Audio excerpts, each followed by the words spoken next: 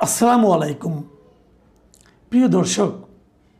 Doctor Yunus তার ক্ষমতা থেকে নামার কদিন আগে ওনার নিজের জন্য ভিআইপি মর্যাদার একটা আদেশ বের করে নিয়ে গিয়েছিলেন। মানে এভাবে বের করেছিলেন যে উনি ক্ষমতা থেকে চলে যাওয়ার পরও 1 বছর উনি ভিভিআইপি মর্যাদা পাবেন এবং ওনাকে নিরাপত্তা দেওয়ার জন্য এসএসএফ ওনার সঙ্গে সার্বক্ষণিকভাবে থাকবে এবং রাষ্ট্রের যে কোনো জায়গায় উনি যখন যাবেন তখন সেই অতি গুরুত্বপূর্ণ ব্যক্তি হিসাবে বিবেচিত হবেন এবং সেভাবে উনি নিরাপত্তা পাবেন। এই ধরনের একটা আদেশ উনি করে নিয়েছিলেন।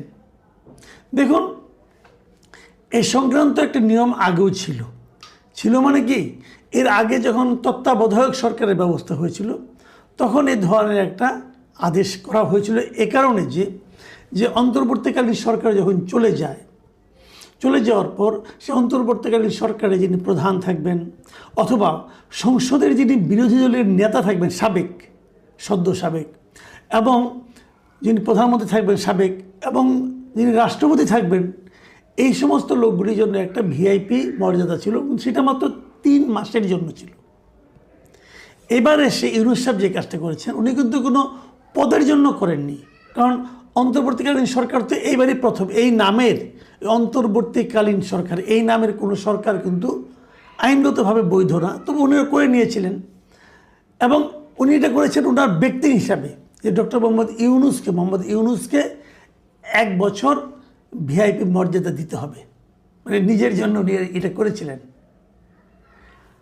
আজকে যেটা হলো যে নতুন সরকার এসে আমি এটা যেটা বিভিন্ন পত্রপত্রিকায় পড়লাম, বিভিন্ন সোর্স থেকে তারা বলেছে যে ডক্টর ইউনূসের সেই যে ভিআইপি মর্যাদা, সেই মর্যাদা 1 বছর থেকে কমিয়ে 6 মাস করা হয়েছে। তো 6 মাস করার মানে হলো যে এই বছরের অগাস্টের 10 তারিখের পর উনি আর ভিআইপি মর্যাদা পাবেন না। উনি যখন আমার আপনার মতো একজন সাধারণ নাগরিক হিসেবে চলাচল করবেন, ওনাকে প্রহরা দেওয়ার জন্য আর এসএসএফ থাকবে না।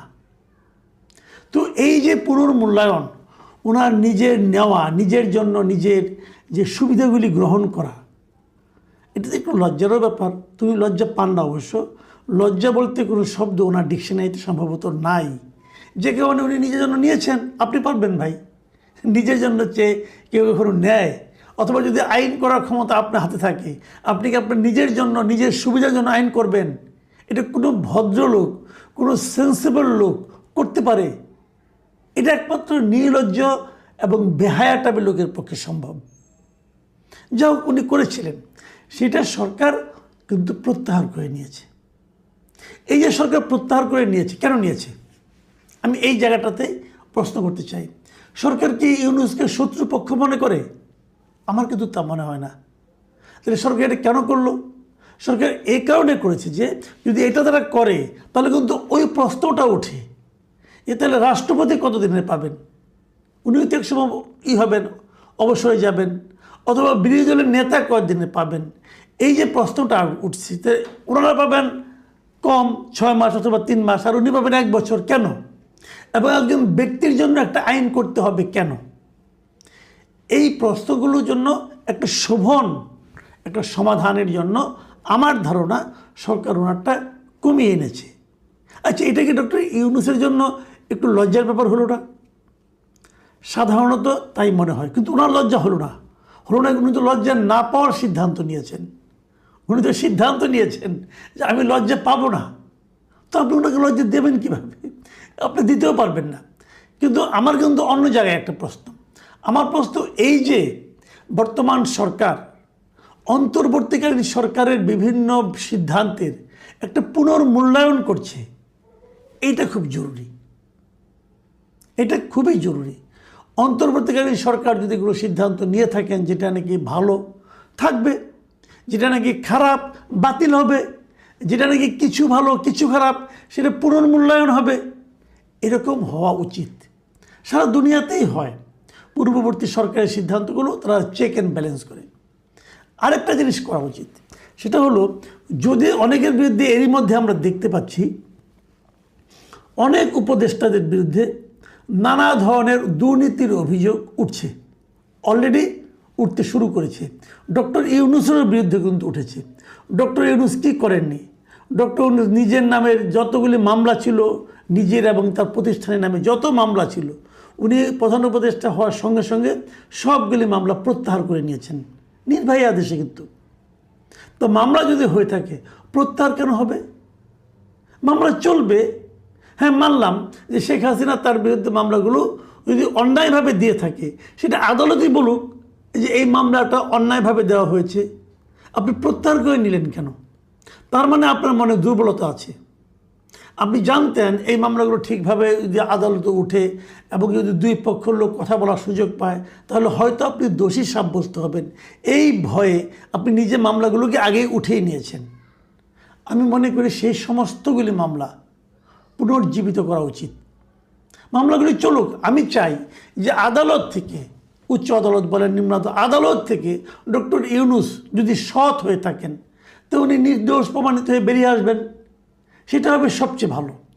নইলে কী হবে, সাধারণ মানুষ ভাববে যে ডক্টর ইউনূস নিজের ক্ষমতা বলে তার বিরুদ্ধে আনিত প্রকৃত সত্য মামলাগুলি উনি চেপে গিয়েছেন, সরিয়ে নিয়েছেন। এই ভাবনাটা কিন্তু ডক্টর ইউনূসের জন্য সম্মানজনক হবে না। কাজে আমি মনে করি ডক্টর ইউনূসকে যদি প্রকৃতপক্ষেই এই সরকার সম্মান দিতে চায়, তাহলে এই প্রত্যেকটা মামলা আবার পুনর্জীবিত করা দরকার। পুনর্জীবিত করে যেখান থেকে উনি প্রত্যাহার করেছিলেন সেখান থেকে মামলাগুলো বাকি সময়টুকু চলা উচিত। এবং যে যে তথ্য প্রমাণ সরকার দিবে, যে যে তথ্য প্রমাণ আছে, যে যে তথ্য প্রমাণ ইউনূস সাহেবের পক্ষ থেকে দেওয়া হবে, সবগুলো নিয়ে বিচারক সুবিবেচনার মাধ্যমে একটা সুবিচার করবেন। ওনার মতো সম্মানিত লোক যদি কোনো অন্যায় করে না থাকেন, উনি সগৌরবে সসম্মানে মুক্তি পাবেন। আমরা ওনাকে হাততালি দেব, ওনাকে সম্মান দেখানোর একটা সুযোগ পাবো আমরা। নাহলে তাকে সন্দেহযুক্ত অবস্থায় কিন্তু উনি থেকে যাবেন, এটা ঠিক হবে না। আমি মনে করি সবগুলি ঘটনা, এই যে ওনার যে 1000 কোটি টাকা ওনার প্রতিষ্ঠানের জন্য 1000 কোটি টাকার কর মওকুফের ঘটনা, এটা দরকার আনা মামলাটা। যদি 1000 কোটি টাকা সেখান থেকে ইনকাম হয় গভর্নমেন্টের, সেটা তো জনগণের জন্যই লাগবে, আর উনি তো জনগণের জন্যই কাজ করেন। সমস্যাটা কোথায়? কাজেই আমি মনে করি এই মামলাগুলো পুনর্জীবিত করা দরকার। ডক্টর ইউনূসের ব্যাপারে আরও কিছু অভিযোগ আমার আছে, আমি একটু পরে বলছি। তার আগে বলি যে আমাদের কেবল ডক্টর ইউনূস না, আরও অন্যান্য যারা আছেন, আপনার যারা উপদেষ্টা আছেন, তাদেরও অনেকের বিরুদ্ধে কিন্তু এরই মধ্যে অভিযোগ আমরা দেখতে পাচ্ছি। দুদকে অনেক অভিযোগ এসেছে। যেমন ডক্টর আসিফ নজরুলের বিরুদ্ধে, ওনার বিরুদ্ধে প্রায় দুর্নীতির অভিযোগ উঠেছে, প্রায় 100 কোটি টাকার দুর্নীতির অভিযোগ দুদকে কিন্তু এসেছে। সত্য মিথ্যা আমি বলতে পারবো না, আমার বলার দরকারও নেই।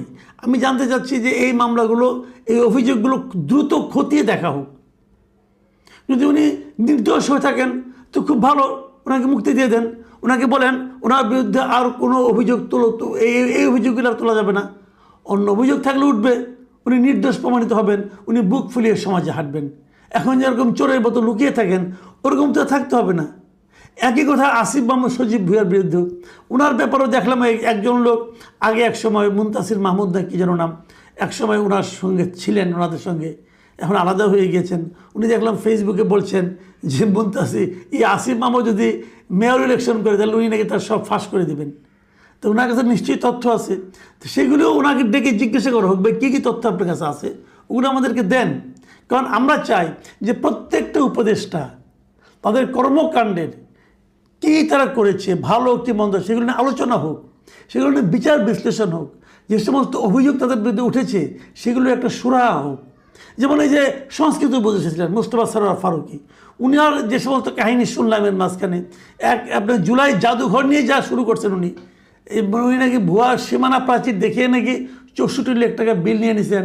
প্রতিদিন নাকি তার আপ্যায়ন খরচ ছিল 1,18,000 টাকা।